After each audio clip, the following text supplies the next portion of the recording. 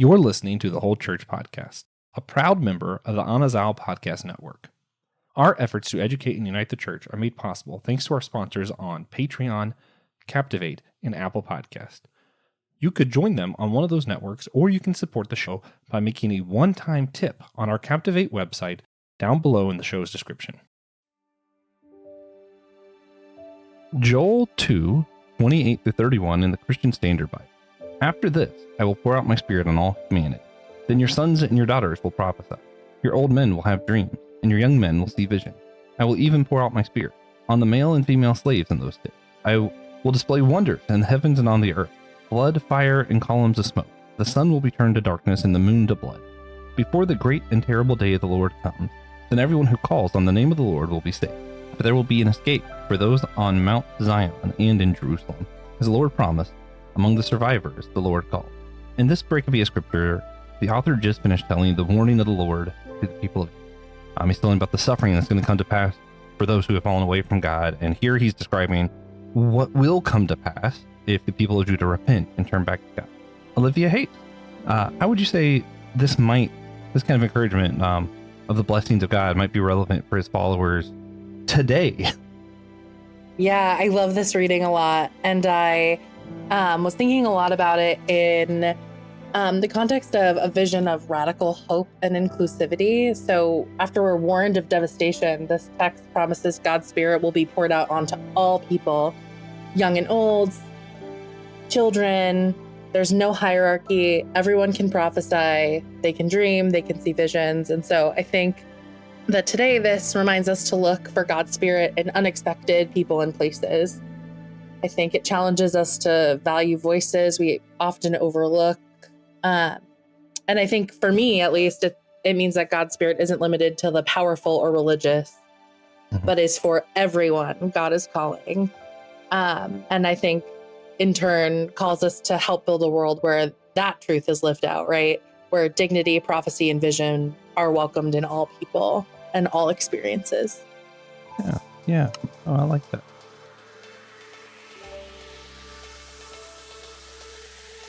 Hey guys, welcome to the Whole Church Podcast, possibly your favorite church unity podcast. Possibly not. That's cool too. We're not in competition because that would be weird. I am Joshua Knoll. My main job usually is to introduce TJ Tiberius Juan Blackwell, who is not here yet. So hopefully, I'm thinking he's probably just asleep. Just when you're that powerful, sometimes you just gotta sleep a lot. So hopefully that's what's happening, and he wakes up and joins us in the middle of this. We'll see. But I am here with one return guest, Russ Petrus from Catholic Women Preach, and he brought with him a new friend this time, Olivia Haste, Haste. I'm really excited to have her here, and Russ. We're gonna have a fun conversation, approximately 100 days into Pope Leo XIV.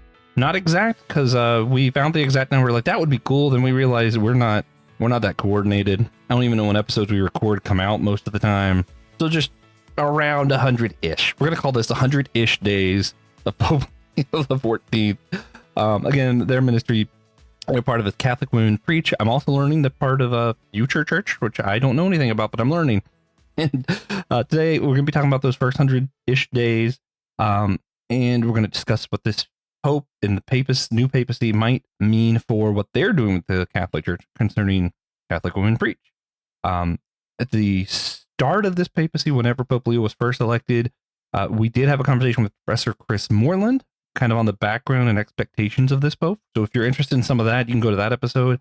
This one's going to be more focused on the impact that this is going to have with Catholic Women Preach. So that's what we're going to be focusing on. Trying to do TJ's part of this intro, and I'm bad at it, and you guys know that because I keep getting put in this spot. Not keep, but more than I want to be, which is fun. So be sure you check out the network's website, Anazal Podcast Network. That link is going to be in the description. And we're getting some new merch, some new T-shirts and stuff out. So if you guys want to check that out, we're going to be getting some Comfort Color shirts. If you guys like those shirts, it's going to be in the store.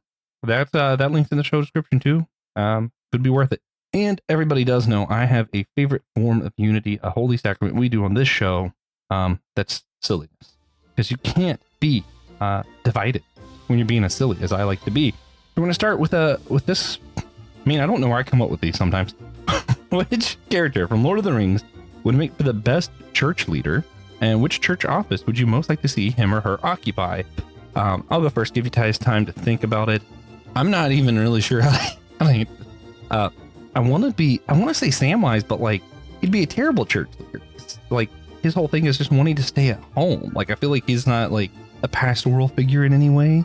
Maybe he could be like a deacon doing, or like an acolyte doing like the work of ministry, but I don't see him doing like, preaching or like hierarchy stuff. I don't know. Struggle. Legolas could be a good bishop, maybe. I'm unsure. Russ, help me out. I think those are both great answers. I was going to go with Eowyn. She has that great scene, speaking as a Catholic, of course, she has that great scene where she's face to face with the Witch King, and the Witch King says something like, "No man can kill me." And she rips off her helmet and she says, "I am no man." And then she vanquishes him. It's just a fantastic line, probably the best line of all the movies. And I think I would like to see her as a cardinal and hopefully eventually the Pope, because I think the men have had their shot and haven't done an A+ job. So perhaps it's time to give women their chance and see how they do. When you're talking about like best lines, you made me realize like I should have said Gandalf, because he has that line where it's like, none of us get to choose which time we're born in, but it's up to us what we do with it. I mean, that man, he's a good pastoral figure. I don't know if like office wise, he moves around too much for an office, I feel like. Olivia, he's an itinerant after Jesus. Yeah, there. Perfect. I must confess, I have not seen Lord of the Rings, and I did not have time to study. But I did ask my brother who he thought, and he did say Gandalf. And we talked. I actually disagreed with him because I only know the kind of cultural reference of "You shall not pass," and I was like, that doesn't feel like I really want a church leader to say that to anyone. But he did say that Gandalf would be a good pick for like sage wisdom. And in terms of church office, I think all of them are in need of some sage wisdom. But honestly, maybe just like a really great pastor of a parish. That's what I'm going with. Yeah. Tough answer, because I don't really know the lexicon, but I wanted to participate. That works. I'm gonna show true nerd colors and go like way beyond like book stuff and like into like the weird Tolkien lore, which this is all Catholic, so it's fine because Tolkien's Catholic.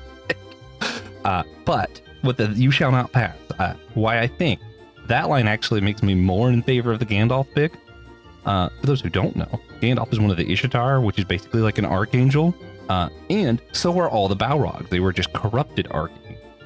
So when he's facing down a corrupted archangel, which is, kind of like a demon, I would guess, depending on your theological leanings, and he stands it down and says, "You will not pass," talking about the fellowship, which, what's a church other than a fellowship?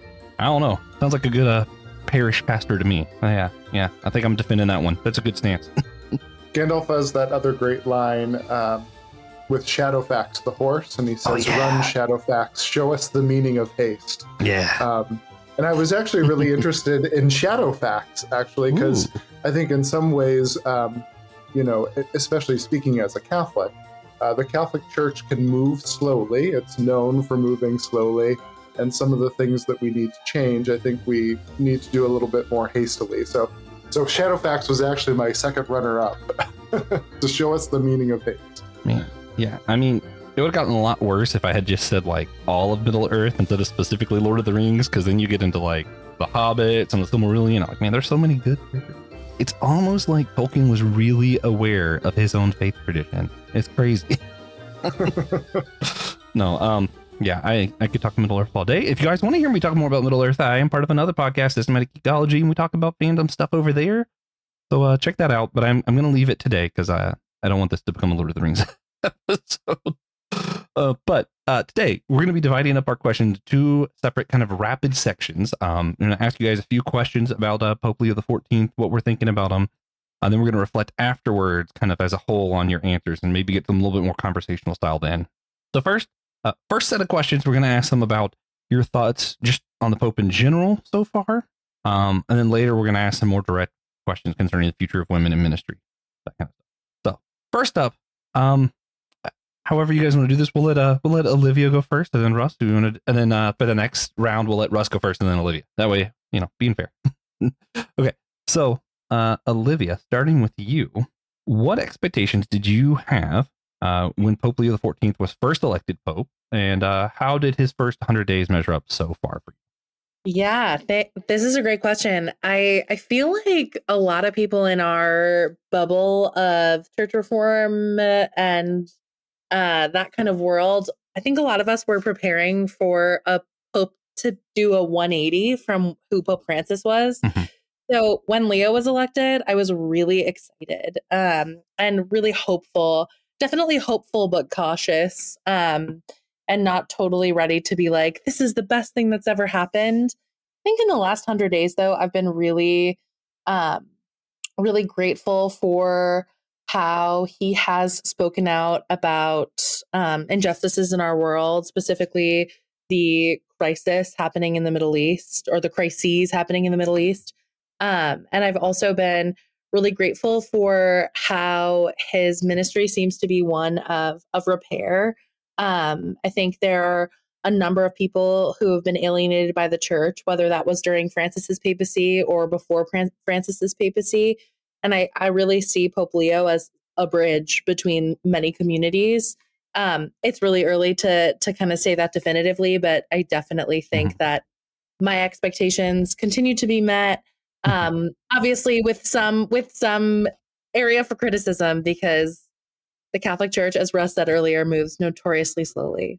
I thought you were going to say, because this would be a boring podcast if there was zero criticism. We're just going to say, good job. That too. Good job. No, we're not just going to say good job. Yeah. But like for now, I'm cautiously optimistic, cautiously hopeful. Yeah.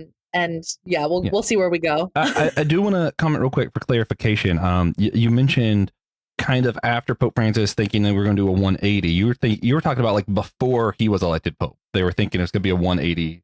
And then after he was elected, you felt a little bit more at ease.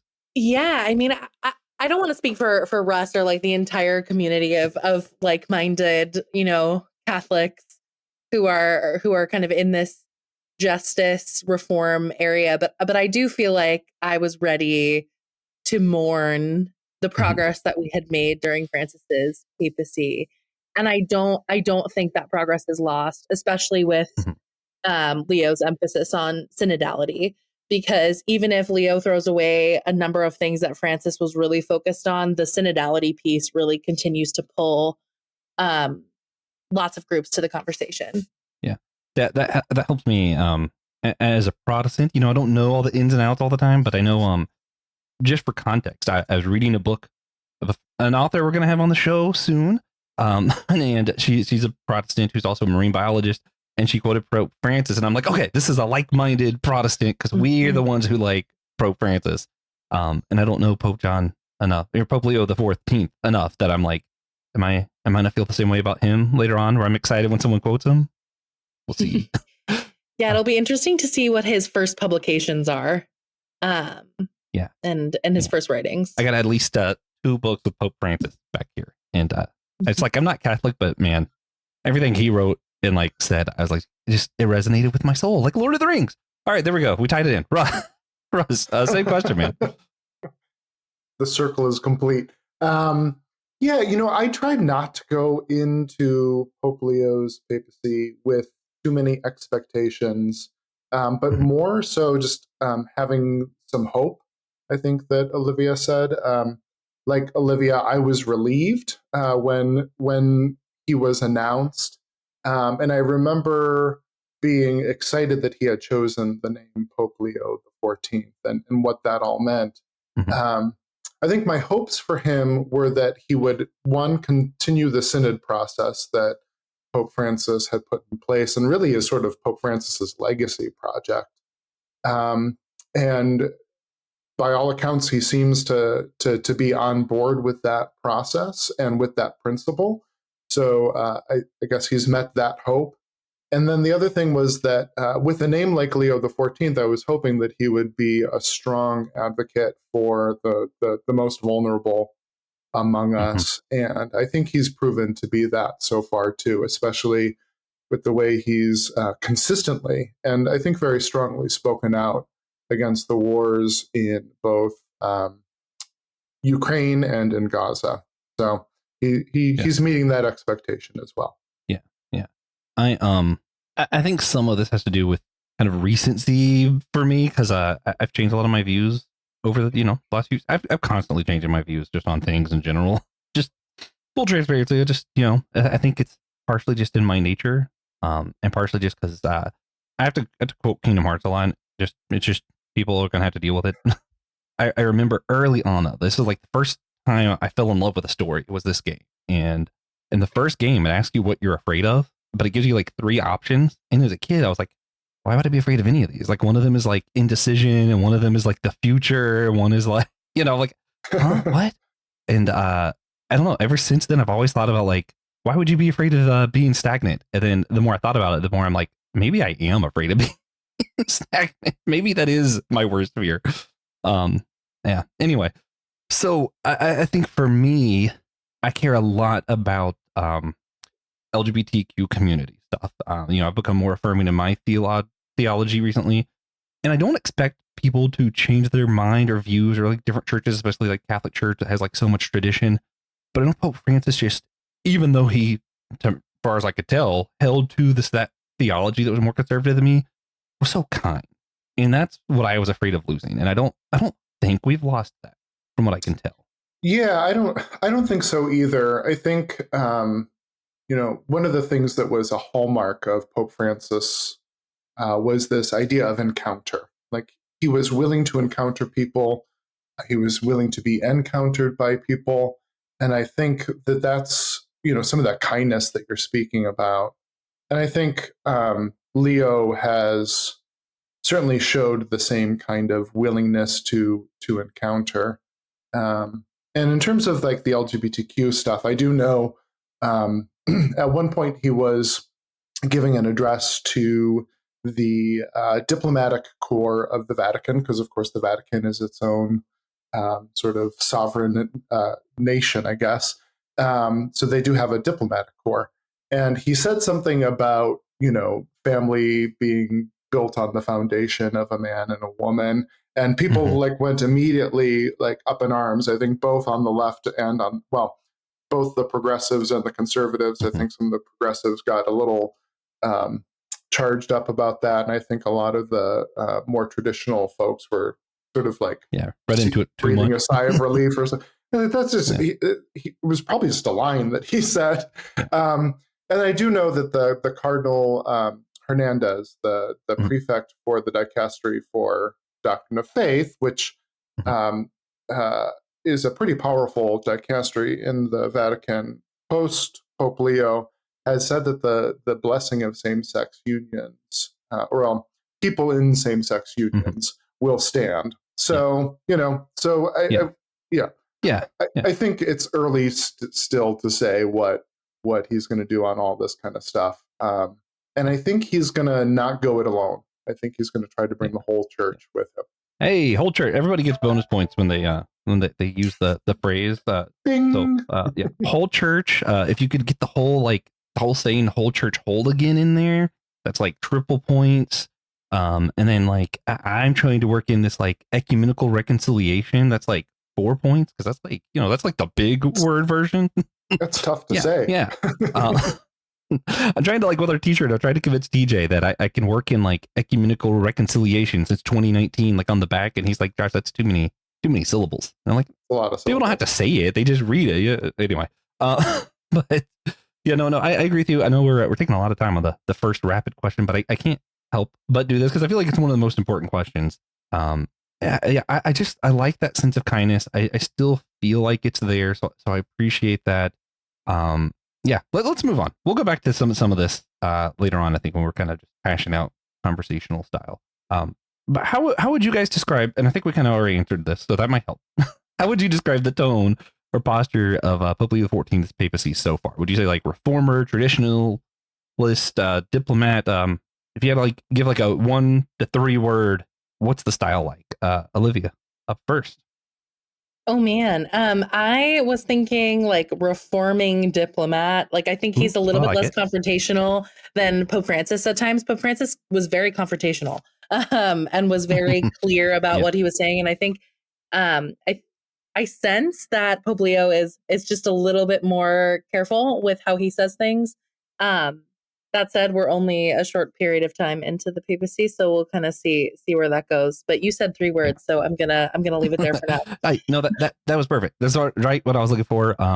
Yeah, I will say to what you're talking about, I think it's really funny because early on when we started this podcast, Pope Francis reminds me of another friend of ours. I don't want to name drop because people think that when I say this, it makes him sound like a bad guy.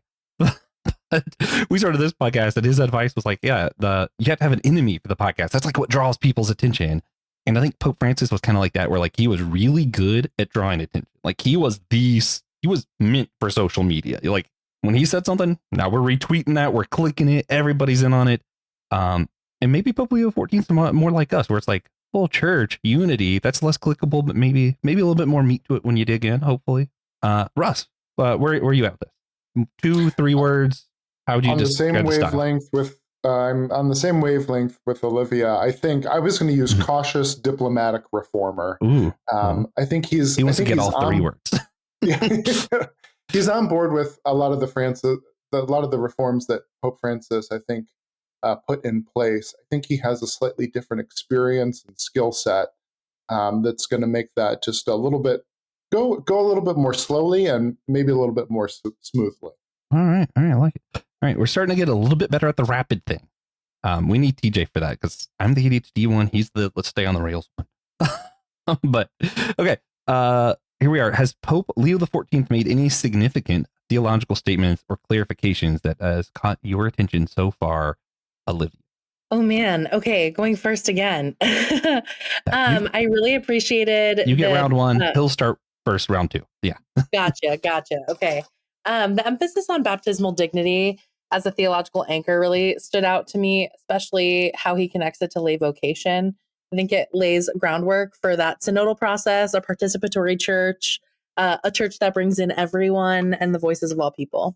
All right. I like that a lot. I was reading ahead on the outline. Didn't expect you to be so rapid. She's good. Glad it's not me. Russ, same question, man.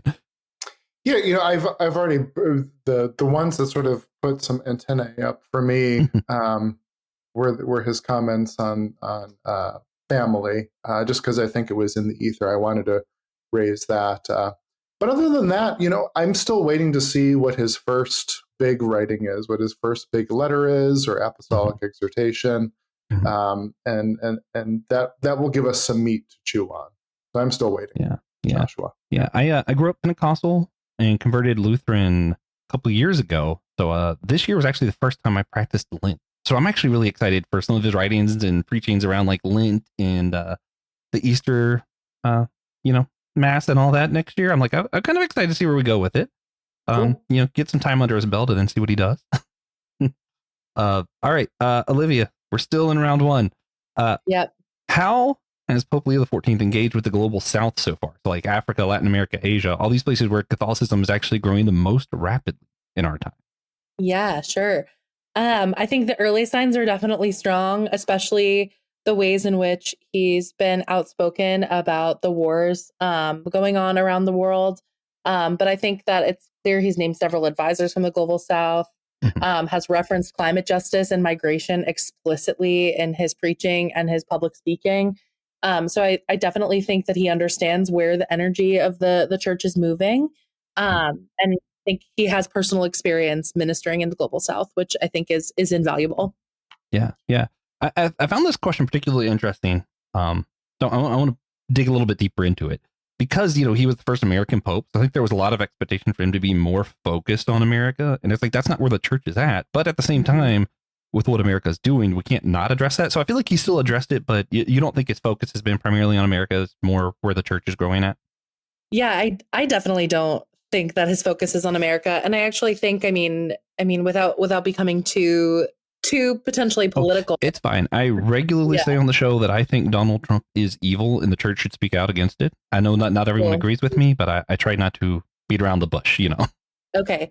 Yeah, I think, something I've been saying to a lot of family is like, we have these two kind of figureheads that are Americans, influential Americans, right? We've got the Pope is an influential American, and we have the President of the United States who's an influential American. And in my head, there is like this clear, these two clear strains of like moral vision, right? There's the moral vision of where our country is going, and there's the moral vision of the Catholic Church. And so I think, I think the emphasis for both of them in many ways is not on America, right? Like for our president, it's couched in this, right? It's couched in this focus on America, but it's actually focused on everybody else not affecting America. I'm gesticulating a lot. But I think that the kind of focus of Pope Leo too, like I think his ministry and his ability to connect with the global South inherently affects American Catholicism. And I think that American Catholicism for so long has been considered its own subtype of Catholicism. And like, what does it mean for us to be one whole church? Ding, ding, ding. I'm gonna hit the buzzer for myself. What does it mean for us to be one whole church? Right? I could go on about this. I mean, I've when the Pope was first elected, I was really thinking about this kind of like foil relationship between these two really influential Americans who like both have the platform right now. I think it's so interesting, but I'll let Russ answer this question too. Yeah. Well, I do want to say, because it's easier for me to take the heat. It's my show. And so let me first say that this is not reflective of Russ or Olivia's views, but for me, it does. Yeah. I see where you're saying with the two strands. For me, it looks a lot like the battle of the soul for America. Are we going to go with Trump? Or are we going to go with Pope Leo XIV? And yeah, they're both focused on other countries. To me, it's more, though, Trump to me feels like it's more about how can we show that these other countries are honoring us and showing respect to us? Whereas Pope Leo XIV, what I've seen of him so far, he's saying, how can we honor them? And I think that like approach, how we're approaching the other, that's also a nod to one of our other podcasts. So, you know, but how you approach the other, are we trying to get them to honor us, or are we trying to honor them and serve them? And that's how I'm seeing it. And if that's not how y'all see it, that's fine. I just want to say that's my own views. And since you pointed it out, felt relevant. Russ, how would you answer? Like, how's he handling the South? Not necessarily having to focus on the Donald Trump stuff. You want to get away from that and talk about how Pope Leo's handling Africa, Asia, all that. Yeah, it's intriguing to me because a lot of attention has been paid to the fact that Leo is the first Pope from the United States. And that's true, and that's significant. And I think that's important. It's something that we need to pay attention to. That said, I think it's really helpful to think of him as a global citizen as well. He spent a significant amount of time in Peru as a missionary and as a bishop there. And I know that a lot of Peruvians actually claim him as one of their own. And there was a lot of excitement in Peru when he was elected Pope. And certainly when Pope Francis brought him over to the Vatican to be the head of the dicastery for bishops, he had to work with bishops all over the world. So I think it's really helpful to think of Pope Leo as a global citizen with roots in the United States. Obviously, like Olivia said, he has spoken out very strongly against some of the wars around the world, including in Africa. We just got announced that World Youth Day is going to be in Seoul, South Korea, which is great. And I anticipate Pope Leo will go and be there for that. Another thing that recently came out of the Vatican is that, and this has sort of been in Catholic reporting for a while now, is that Pope Leo actually does have some Creole and Haitian heritage. And he recently welcomed someone at the Vatican who presented him with a family tree. And so that was sort of seen as an cool. acknowledgement, a public acknowledgement of his Creole and Haitian roots. I think he's going to be very sensitive to that. He's a very strong Pope, I think, in terms of Catholic social teaching and in terms of climate change. And I think you can't really talk about climate change with any credibility or authenticity if you're not talking about how it's going to impact, the people who are in those parts of the world that are just going to feel the effects greater than the rest of us. So I have a high level of confidence he's going to be very good for Latin America, Africa, Asia. Yeah, absolutely. And our listeners are regretting TJ not being here to shut me up, but makes me think of two things. One, I finally watched the new Superman movie, and similarly, not my favorite movie of the summer. I want to throw that out there, but I think it's just as it was important that Superman wasn't just about America in that movie. Like, they made a point that it was a worldwide thing. I think I'm glad the Pope's doing something similar. So, got our nod to Superman in there. And then my nod for Lord of the Rings. You talk about caring for the earth and global warming or climate change. I kind of prefer climate change for weird scientific reasons. Actually, we have a bonus episode that people can check out with me and Grace Jisung Kim, and I talk about why I prefer the term climate change during that. But my wife, for the first time, watched all the Lord of the Rings movie with me recently, and I remember going through the Two Towers thinking, man, if this was made today, people would be calling this woke, because he straight up is like, hey, the planet is the good guys, and this guy doing industry tearing the trees down is the bad guy. And I'm like, man, I wish we could all just remember that, maybe. Anyway, so moving on. Oh, take a beat. Yeah. Take a beat. Yeah. Listen, if Tolkien, that's the thing. Like, if your good guys are starting to look like Lex Luthor and Saruman, maybe touch grass for just a minute. Sure. Yeah. Absolutely. Anyway, so Olivia, it's still you. We're still on the first round of questions. Have there been any within the church? Have there been any administrative shakeups or crucial reforms during this time that you think are worth noting? None that I really know of. Like, no, I mean, and I might just not really be well informed on this kind of side of things. I know, but I'm interested to see how he handles different dicasteries going forward. Mm-hmm. And I was thinking back to the synod process, and there was the kind of faded study group 5 on women's leadership and women's diaconate. And it was sort of like, did it exist? Did it not exist? That was sort of the cultural lexicon we were living in, mm-hmm. of what is it? So I'm really interested to see how synodal issues are handled, right? So what is he going to do? Who's he going to put in those places? I'm not really sure as of yet, but I'm kind of excited to see what's coming down the pike for sure. Yeah, me too. Russ, same question. Anything catch your eye as far as reform, shake up kind of stuff? Yeah, I think that I think the biggest thing is the shakeups that haven't happened. He hasn't done anything to shake up the synod process. That has gotten delayed a little bit, naturally so. Pope Francis was ill for a while, and then literally nothing happens between when a pope dies and when a new pope is elected. And then I think he wanted to get to know some of the people who are working in that office and what they were doing. So it's back on track. It's been delayed, but it's back on track. So I think that's one thing. I do have to point to, I think, I don't want to call it a shakeup because it really wasn't a shakeup that happened when he was at the head of the dicastery for bishops, which is the department that's responsible for naming bishops. And they moved Bishop McElroy from San Diego to Washington, D.C. And Bishop McElroy is a very strong U.S. bishop, especially when it comes to issues around women, LGBTQ stuff, and finally, and I think most importantly right now, on immigration. And so he certainly had a hand in moving Cardinal McElroy to Washington, D.C. And I think that's worth pointing out. And then I follow that up with sort of the icing on the cake, I guess, is that then he appoints Bishop Michael Pham as Bishop of San Diego. So he's Pope now, and he appoints Bishop Michael Pham as Bishop of San Diego. And he's the first Vietnamese American to receive that appointment, and he's a migrant. So he's placed a migrant I think he came over here from Vietnam when he was 13 years old or something like that.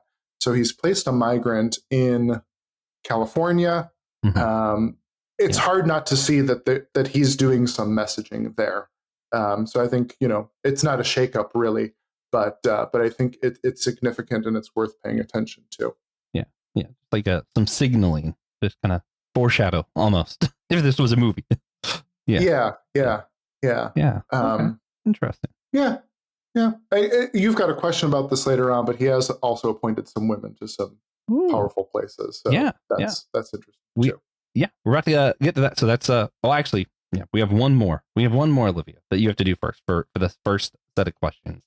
And it's kind of vague, but just in general, how has the Catholic laity and then maybe the secular culture at large, in your view, have they been taking to Pope Leo XIV so far?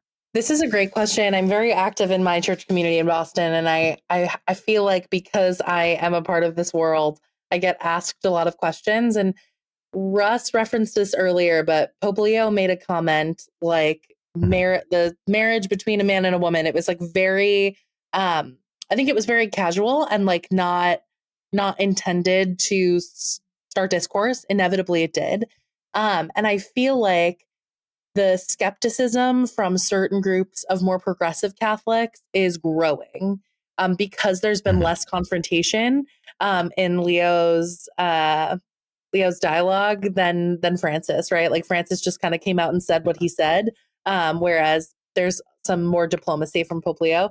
So I think I'm sensing some skepticism, but overall in a similar way, I think people are really, really grateful for him. I also think too that many American Catholics are just excited that he's American.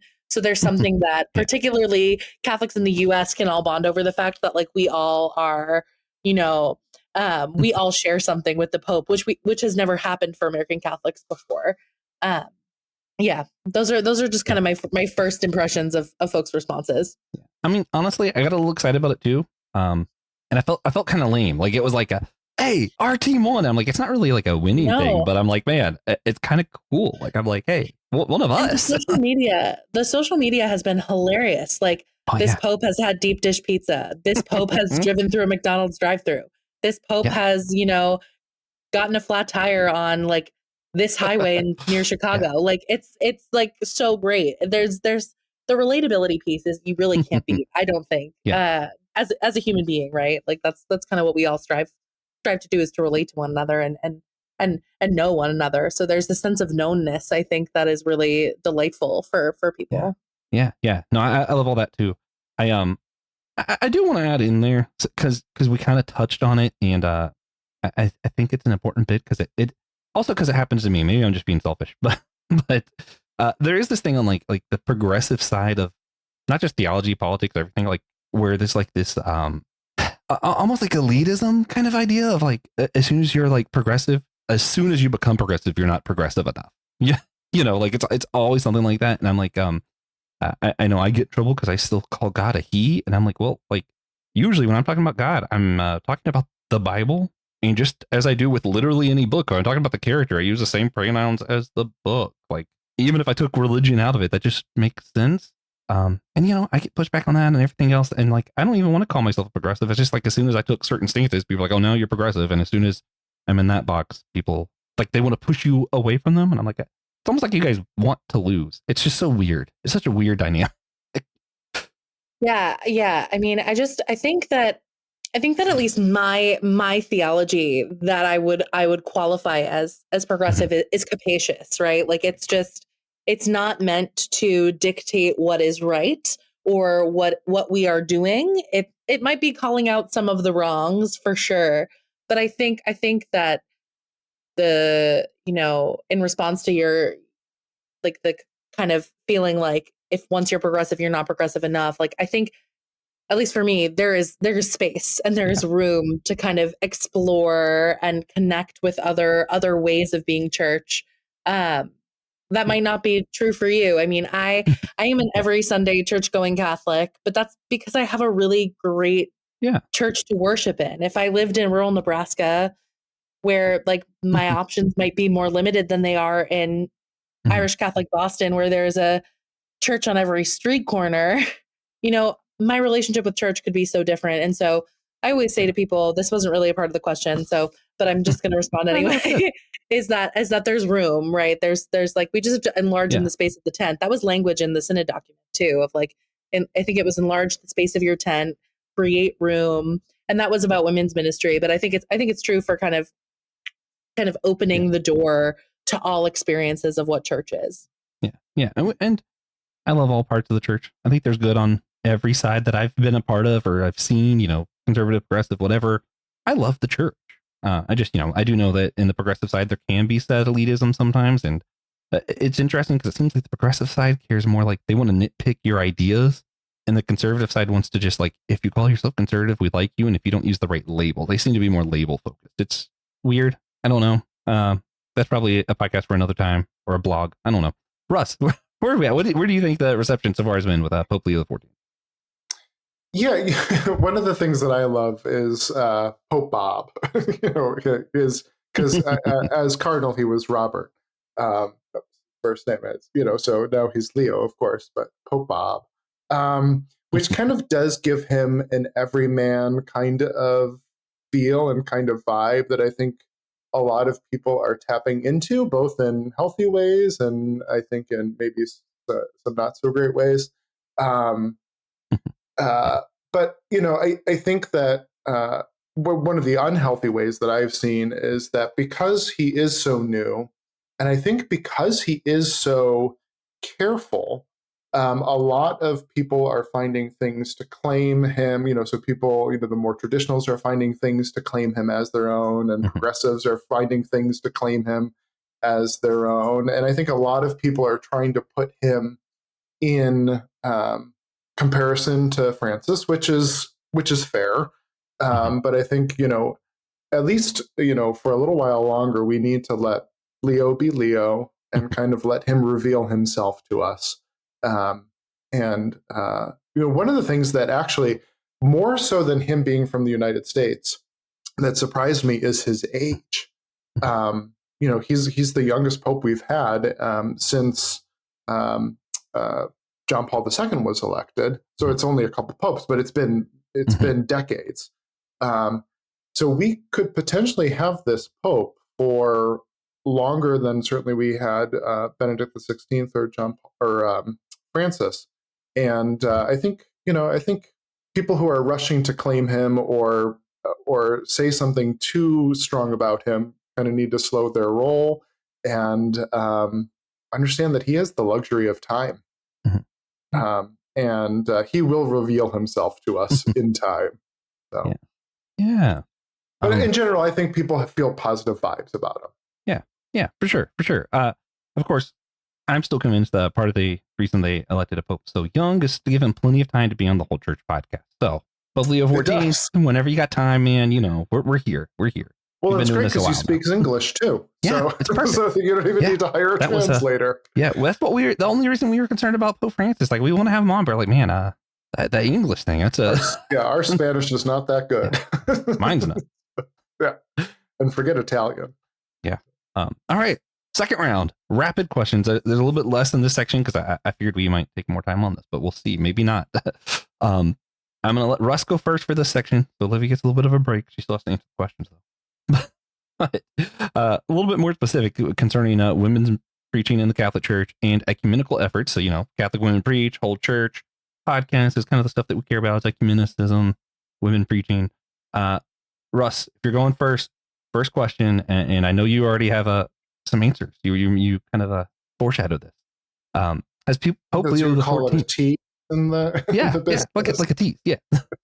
Has Pope Leo XIV made any statements or appointments that suggest a shift in how the Vatican views contributions of women in ministry or church leadership roles? So I know you have thoughts. Yeah, certainly. I don't see anything shifting from where Pope Francis was. One of the things that Pope Francis did a really good job with was when he rewrote the Vatican Constitution that governs the Curia. He made it possible for lay people, which would include women now, to be in charge of all these dicasteries, all these departments of the Vatican City State.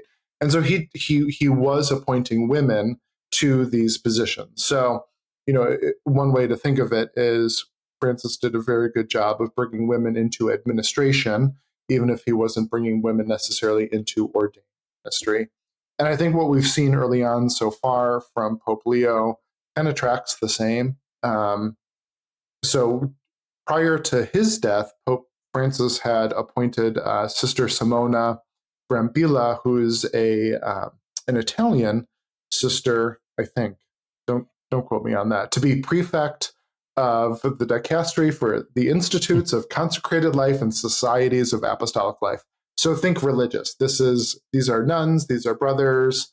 So the people, so she's in charge of that department. And there was some concern that maybe this wasn't the best idea to have a woman in charge of this dicastery that is sometimes deals with priests. So it was really rubbing up against people.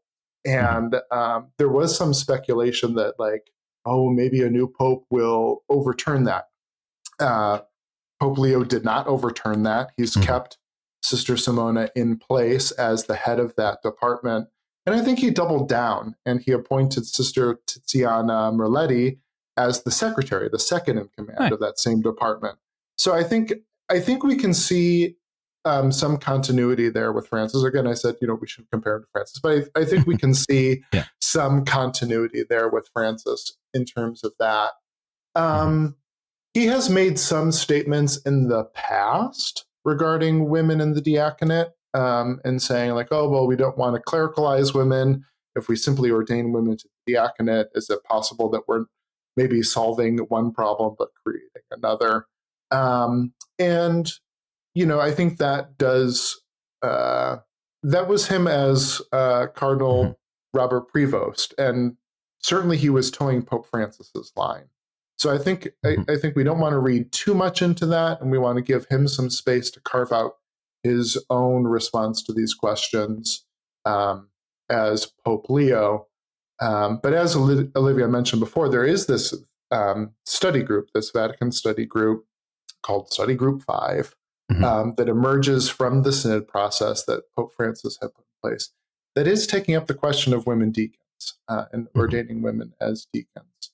And I don't see Leo getting out over his skis and doing anything until he has a report from that working group. And I think that's what I meant when I said that he was going to bring the whole church with him on these issues. I think he's going to wait and see where that study group lands, and then if there is anyone who is well equipped to make that decision and roll it out in an effective and smooth way, it's him. He's a good manager. He's a canon lawyer.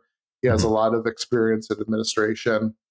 I think he's got a lot of respect among bishops around the world. So if he wanted to do it, he's the right person too. But no major shifts. I don't think at this point. Awesome. Okay. Cool. Olivia, same question. Any statements or appointments that stand out to you concerning I don't have a whole lot to add on to what Russ said. I mean, I think this is something that our team has talked about a lot.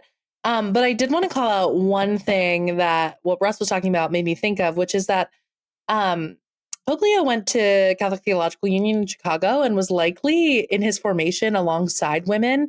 And alongside women who were starting the conversation on women's ordination at the time that they were in formation. I think it was a crucial time for the church and a crucial time for that conversation. And so I think he has a unique perspective because of that. And while this doesn't totally answer the question, I think it's going to inform his appointments, and I think it's going to inform how he goes about this conversation in the broader church. Awesome. Yeah, and perhaps more than any other pope too. That's a really good point, Olivia. Perhaps more than any other pope previously too, he has worked with women. And we know that when he was at the dicastery for bishops, there were women that he brought in to work with him. Certainly, he worked with women in Peru. He was well aware of the outsized role that women play in the church in some of these rural places in Latin America. given what they're allowed to do and what they actually are doing. So I think he has a different perspective and awareness. And the other thing, on top of being formed with women, he would have been taught by women too, because in the Catholic Church, this is a relatively new thing that women can teach theology. I mean, this is since Vatican II that women could even study theology. So there's generational shifts that are happening, and we're seeing them come to, I guess, fruition with Pope Leo. We'll see how it all plays out, of course, but we're beginning to see that have an impact. All right. Second question in this sense, pretty similar. Is there anything? I'm trying to figure out how to word this well, actually. As far as like advocate groups such as Catholic women preachers or maybe other Catholic advocate groups for women preaching, is there anything that they're like maybe y'all are pulling from concerning like what he's been silent about in this like first 100-ish days? Is there anything that he hasn't said that you guys are like, wait a minute, thinking about that? Yeah, not that I can think of. I don't think any of us is particularly surprised that he's been a little quiet right now. Pope Francis spoke early on in a lot of gestures. So he made a lot of headlines for different things that he was doing. And of course he gave these sorts of, off the cuff on a whim kinds of statements that I think, got him a lot of attention. And I think he was unusual. I'll put it that way. He was sort of unusual in that regard. So I if we're looking at the long line of popes over history, I don't think it's very surprising that we haven't heard him be outspoken on a number of topics that are important and close to us, just given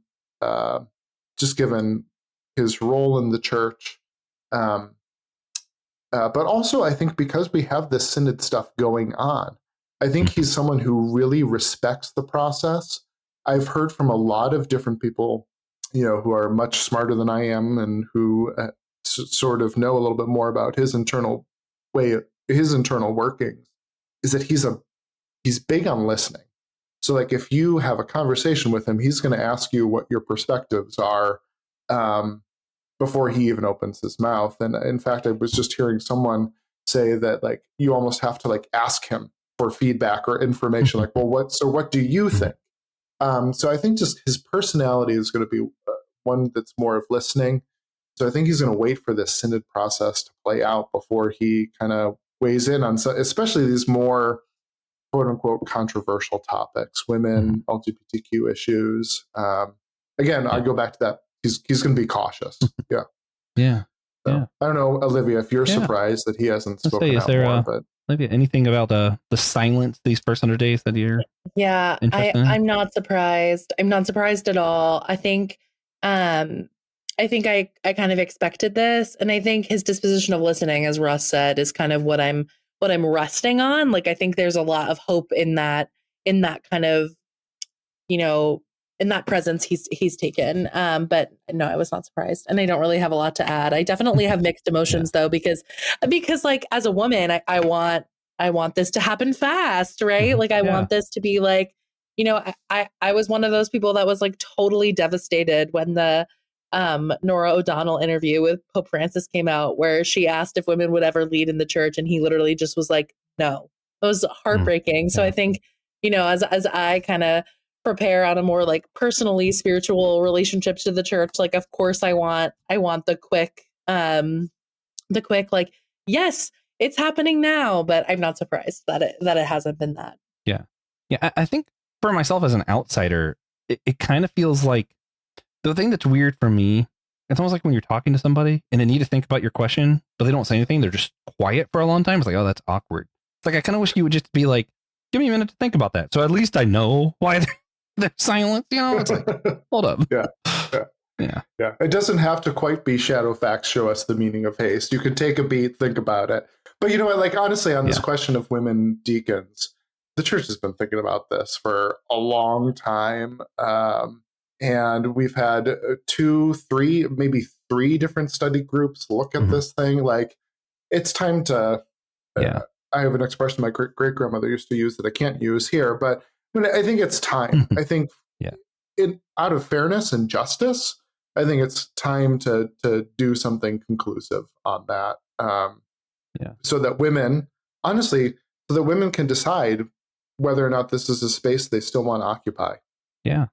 No, or if they need to go to some other place where their gifts and their vocations are going to be respected. Yeah. No, totally.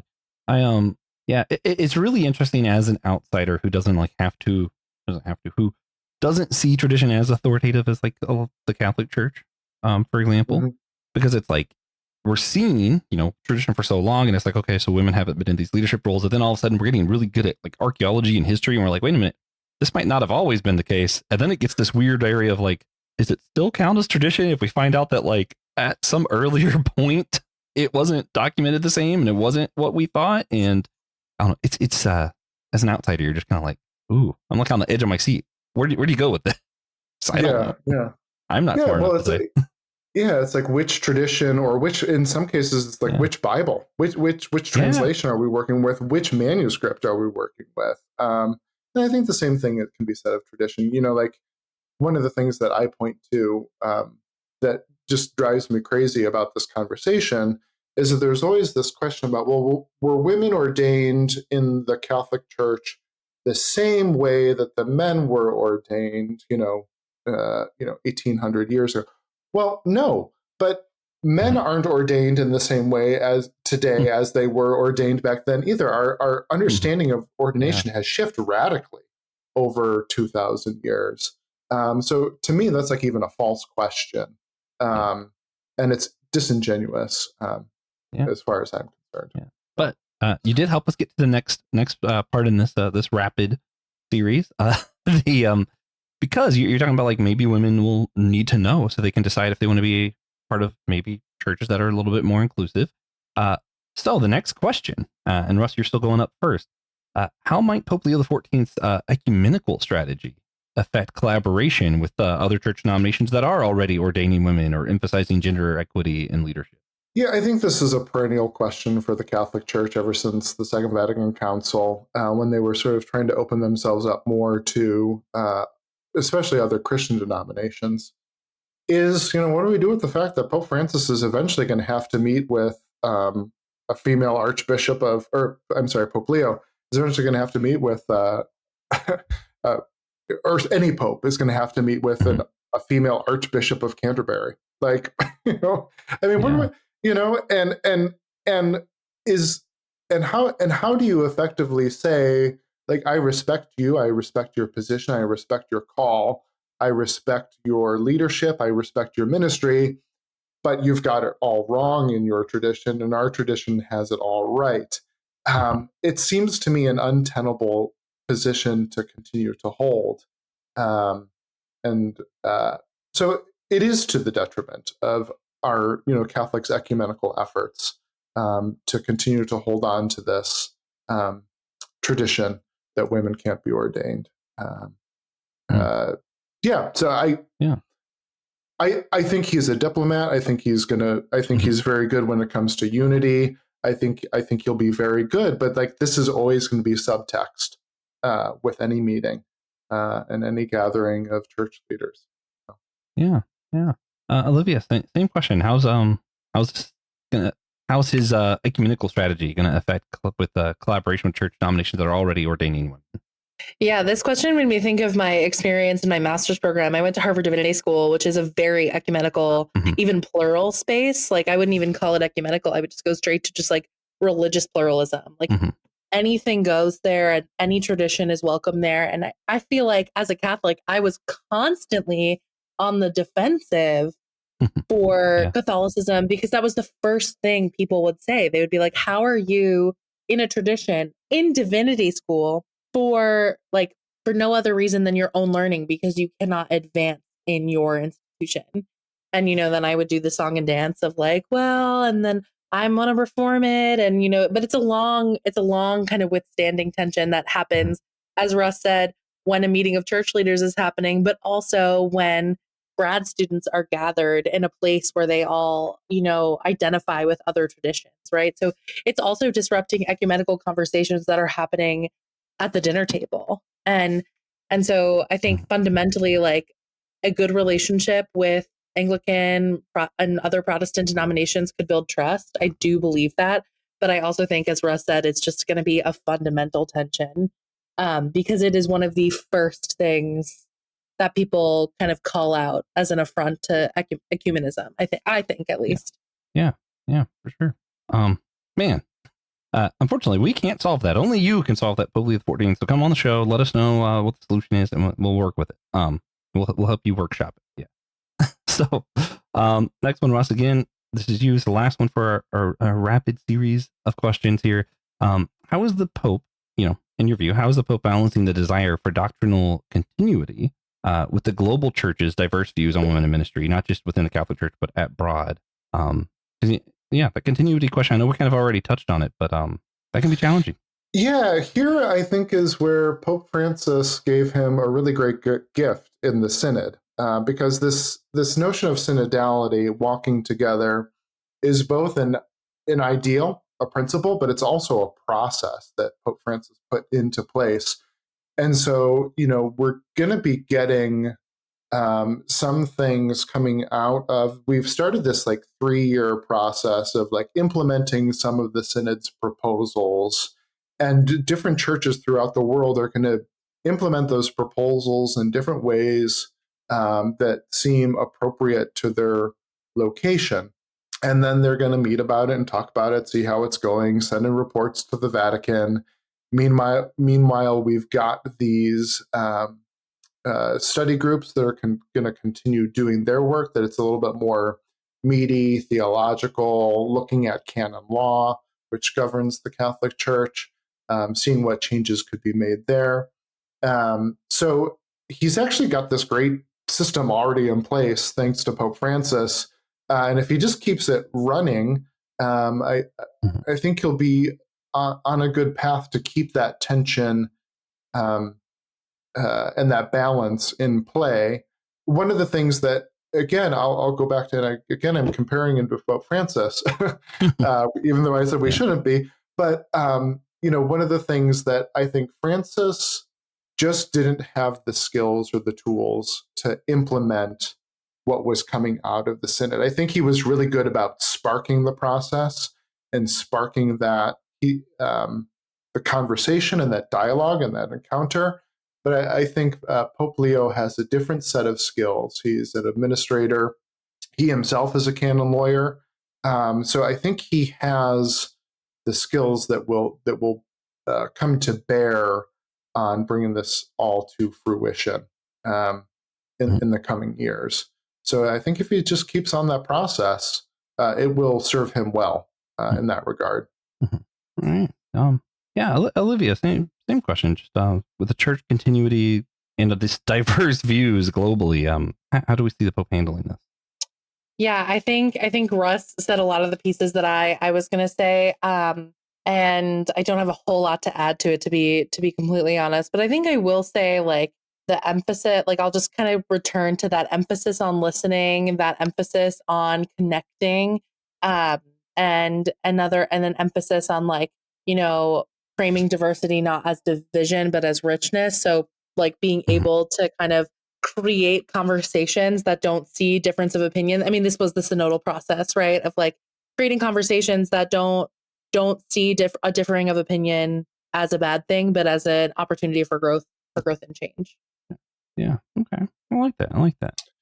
Well, yeah, I just want to add, because one of the things, Olivia sparked this, one of the things that is, I think, interesting for me, and I really want to keep an eye on coming out of the Synod, is that at least Pope Francis was really invested in this idea that we can maintain certain truths and they can be lived out in different ways in the United States, in Germany, in Africa, in Asia. So I think Pope Francis was open to a lot more diversity of expression of what it means to be Catholic, in ways that were appropriate for the location. And I think if Leo stays true to that, I think we could potentially see a situation where, say, for instance, he does say women can be deacons. We'll see, maybe that's something that happens in the United States. Maybe that's something that happens in portions of Europe. I think certainly Latin America is probably ready for that. South America is ready for that. But maybe there are other places in the world that aren't quite ready for that. And he's not going to force that upon them, which you could see as a good thing. You could also see it as contributing negatively to the status and state of women in some of those places. So, but I think you can see a world where maybe 10 years ago, 15 years ago, you couldn't see a world where there was some diversity within Catholicism that you can see now. Yeah. Yeah, I know it is interesting. I think we're starting to see that more in just like denominations in general across the field, just because I think there's just so many different nuances within it now that it's like, unless we're going to just keep branching off until like there's every, 5,000 denominations, at some point we're going to have to just say, okay, this is our, I think if I'm remembering right, the ELCA that I'm a part of does have some churches where the pastor is a little more conservative, or like some of these churches are more conservative when it comes to like LGBTQ, where they're not affirming. So I don't think you're required to be affirming to be in the ELCA, but I think it just tends to be the case. And we're seeing stuff like that. Yeah, I think the Anglican Church does something similar in some countries where like they aren't required to do same-sex weddings, but it is part of the thing. But I'm not 100% sure on that one. I'm not Anglican. Yeah. Yeah, and I think one of the unique things for Catholics is that we really have to do some reckoning with our imperialization and colonization. And to say like, oh, this European way of doing Catholicism is the right way and is the only way that we brought into so many places and ruined cultures and ruined spiritualities. I think we're starting as a church to like realize, hey, that was probably not a good thing. So I think there's going to be a little bit more openness to better understanding, okay, well, what does an African Catholicism look like? What does a Latin American Catholicism look like? And some more openness to that, I think, is a good thing and will only strengthen our church. Yeah, I think it's part of why it's so encouraging to see that he is working more with some of these churches in the more southern countries like Africa, South America, some of the Asian countries that we mentioned earlier. So one thing you guys talked a lot about the synodal process, and I'm thinking that might be the most important thing for us to look for in the future. For those who are less aware, and maybe we should have done this like an hour ago, but could you explain a little bit more, like with this synodal process, what is it, what's it look like, and what should we be looking for, and maybe when should we be looking for some answers from this? Yeah, so I don't know, Olivia, if you want to take a stab at this first, or you want me to? You probably have a little more expertise than I do on the synod process. You did a lot more for it, so if you want to go first, that's fine. Yeah, so synods are something that have been a part of modern Catholicism since Vatican II. They predate Vatican II, but they were sort of rejuvenated at Vatican II in the 1960s. Previously, what they were basically rubber stamps for a pope. A pope would convene a synod, bishops would come together, and they'd talk and talk and talk, and eventually just rubber stamp whatever the pope wanted to do. Francis, however, had an entirely different vision of synodality, which he wanted people to speak frankly and openly and honestly. So we saw a number of different synods: synod on the family, synod on the Amazon, and then the big one is what he called, synod on synodality.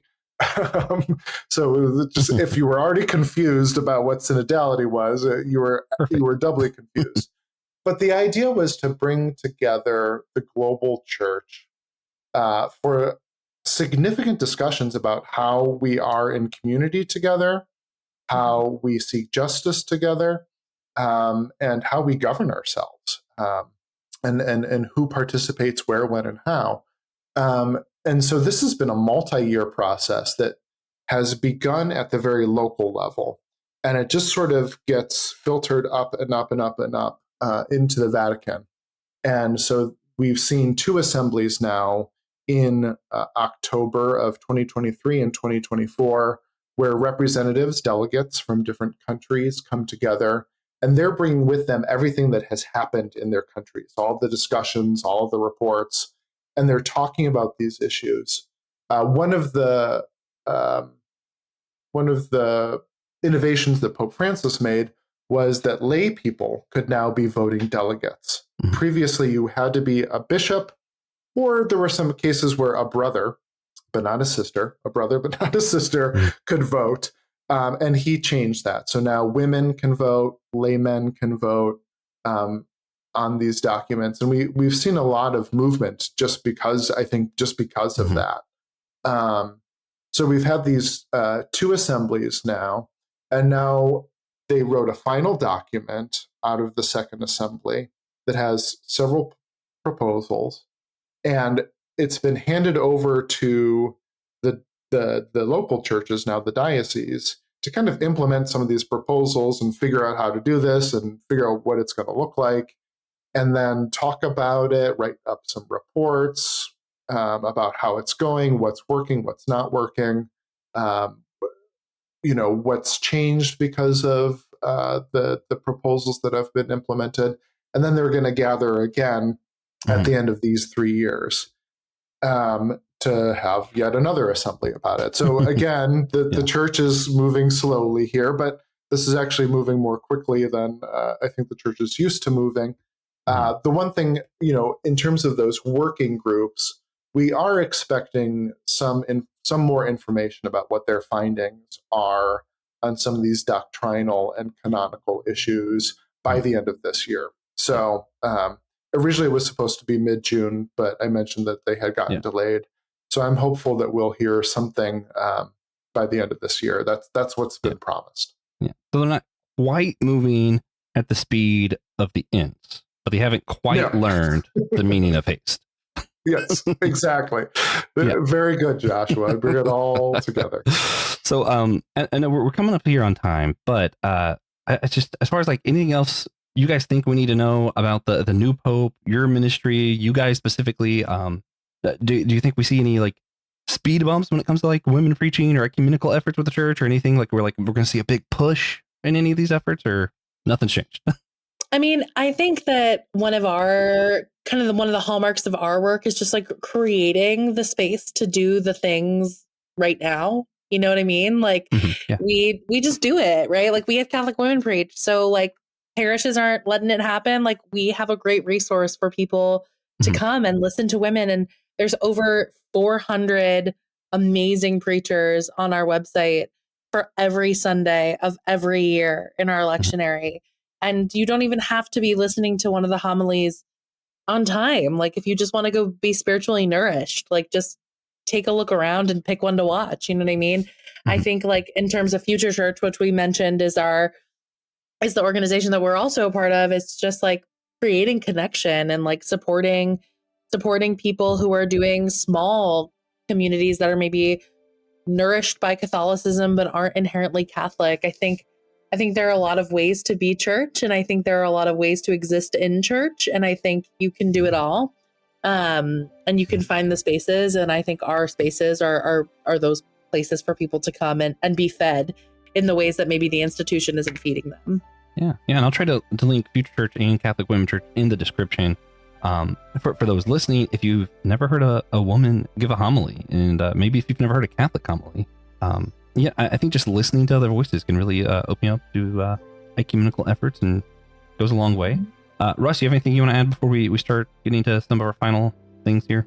I think Liv nailed it. So thank you, Liv. And I just want to thank you, Joshua, for your time and your interest in this topic. Yeah, thank you. Yeah, thank you. And we'll let Olivia go first, since you got the last rapid question. We do always like to ask our guests just for a single tangible action, something practical that people could do right now that would help better engender church unity.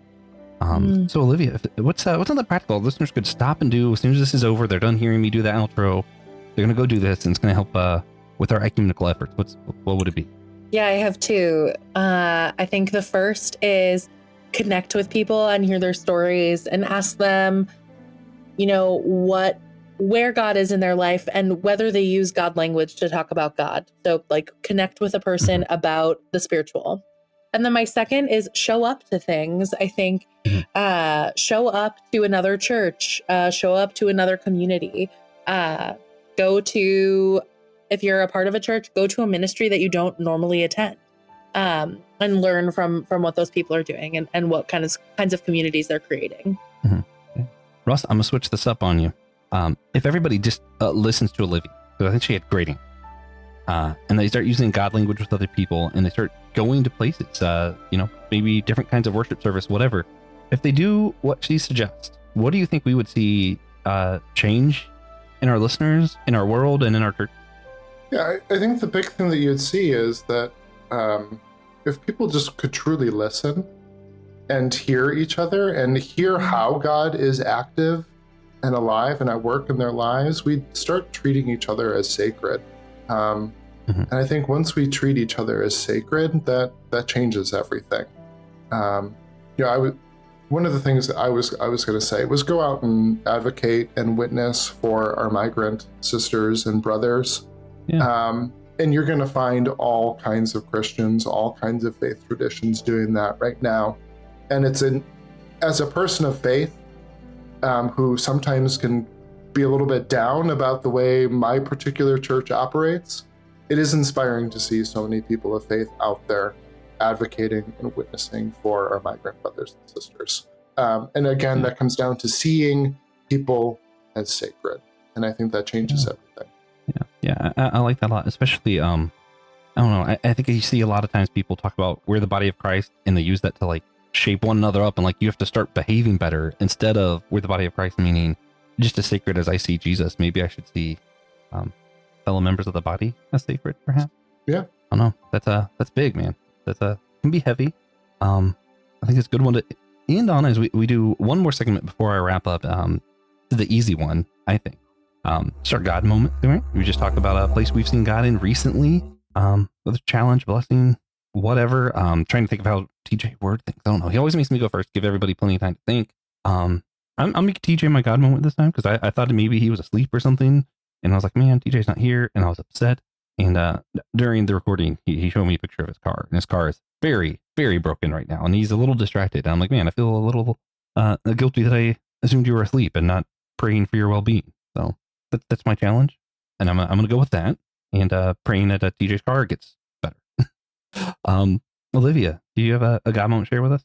Sure. Yeah, I love the beach. I chase the ocean as much as possible, and I love hiking on the beach. It's like there's a state park near where I live that I love going to, and I love watching the sunrise. And I actually watched the sunrise this morning over the water, and I feel like a sense of profound peace and just like this like moment of like assuredness, right? Like the sun is like always going to rise. And so there's like something consistent about like it. To me, it represents like God's consistent grace, right? Like the sun is always going to rise. So like, and God is always going to be present to us. So that's my God moment. It's sunrises over the ocean. Yeah. That's also, I'm trying to remember whose quote this is. I want to say it might have been from Theoden, where it talks about even in the greatest of darkness, the sun will rise. Not a Lord of the Rings. There we are. Russ, it doesn't have to be a Lord of the Rings themed God moment, but if it is, it's fine. Yeah, no, we had a little future church gathering over the weekend for people who live locally here in Northeast Ohio, which is where Future Church was founded, and it was intergenerational. One of the founding executive director of Future Church was there. And then one of our younger staff members, Martha, was there. And it was really beautiful to see these different generations who have completely different experiences and different wishes and wants for the church, all affirm each other and support each other. And that to me was a reminder of the continuity of sort of the communion of saints, that we span not only place, but we also span time. And it kind of put me in touch with this sense that that the work that we're doing, trying to make the church a little bit more open to women and women's voices and women's gifts, didn't start with us, and it's not going to end with us. And that takes a little bit of pressure off, honestly, but it also kind of fills you with this sense of wonder and awe that we're all in this together throughout space and time. Just trying to make the whole church whole again. I have the most points now. Just wanted to point that out. No, You win. No, I do love that though, and I think that's one of the things that I've loved most about getting to know more Catholic believers as we've done the show. Just kind of that learning more that those from the past are also still a part of the church and part of my identity in Christ wrapped up in that, and that's pretty freaking cool. Also, for those wondering, the quote is from Samwise Gamgee. It's in the Two Towers, and it is, "Even darkness must pass, a new day will come, and when the sun shines, it will shine out the clearer." I don't know. I think that's just an important note to throw in there, since we mentioned this kind of dichotomy of the Pope and the President as leaders in this country and choosing where we're going to go. Wherever we go, whatever darkness may come, the sun will rise. Thank you, J.R.R. So with that, we're going to go ahead and start wrapping this one up. And this again is DJ's part, so forgive me if I stumble. But please, if you enjoyed this episode, share it with a friend, an enemy, or a cousin. Especially cousins, they're more obligated to listen than the others. Do it, especially the closer we get to Thanksgiving, the more they're worried what you share with them is going to be brought up, and they're going to want to listen, so they don't have this awkward conversation of like, yeah, I didn't click that thing you sent me. So, just do that. Of course, also I mentioned, the merch store. We're still working on those comfort color t-shirts. If you guys like comfort color shirts, it's going to be there. It's going to be nice. It's going to be comfy. Those thick shirts, as it starts to get cooler, it's going to be nice. Also, we are part of the Amazon Podcast Network. If you want to see some of the other shows on there, TJ and I are on Systematic Ecology as well. We have The Homily with Pastor Chill Will of Chapel Hill is on there. And My Seminary Life. I'm just trying to think of which ones I want to do with. Brandon Knight is another show on the network. So if you guys want to check those out, that link for the network is also in the description below. We hope you enjoyed today's show. Next week, we will be with Brian Recker, which is weird because we already recorded that, but it's fine. He's going to be joining us to discuss his upcoming book, Hellbent, and how bad theology around the doctrine of hell can be dangerous. After that, Dr. Pete Beck will be returning to the show, my former professor. He's going to be discussing his upcoming book, The Dark Night of the Soul, and his personal journey of wrestling with PTSD. And then following that, we will be having Dr. Ernest Lucas, a biblical scholar and vice principal emeritus of Bristol Baptist College in the UK, is going to join us to discuss the books of Daniel and Proverbs in the Bible and the relevance for church unity in our modern times. Of course, finally, at the end of season 1, Francis Chan will be joining us, but he doesn't know about it, so someone does have to tell him, or it won't happen, and he'll be like, what do you mean, whole church? What are you talking about? We don't know. So someone's got to invite. Until next time.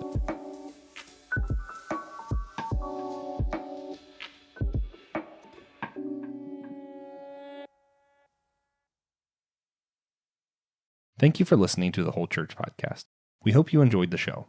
Remember, you can always sponsor our efforts to educate and unite the church on Captivate, Patreon, or Apple Podcast. If you're not into the subscription thing, again, you can leave a one-time tip on our Captivate website down below in the description notes. Thank you again, and please come back next week.